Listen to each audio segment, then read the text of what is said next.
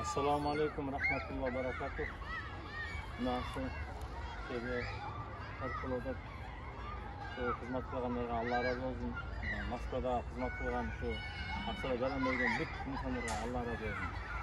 Şöyle biz de hasta olup şu Şengis 81'in altına altına. Allah razı olsun şu sadaka verimliktin mallarına şöke gelip hizmet kılıp suyunu atasın gelgenler. Şu mikrofonda park köp yıldan beri karalbay kettiler. Allah'ın kaloozu menен Çıngiz Ükem gelip şu yerde özgöçtürüp atattan mınча ayтканда жакшы şu yerde ballarga, emelerge de үлgü uşu menен көбү usta ынтымакка да келип атабыз. Allah razı olsun.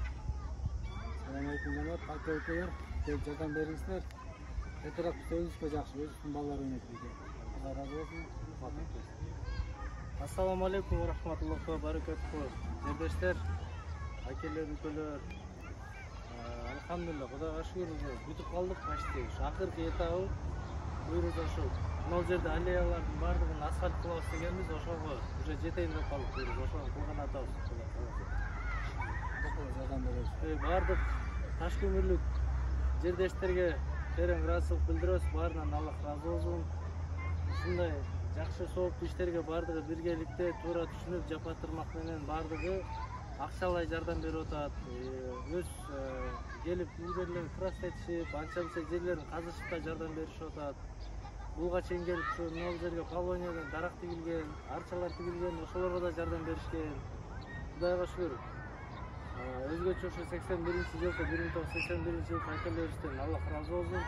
Атайын ниет кылышып 10 000 сом акча чогултушуп, жарыя садака кылып жардам беришип отурат. Булардын Аллах разы болсун. Ар бир өзүбүздүн ой максат тилегибизди Аллахым өзү көрүп билип турчу зат.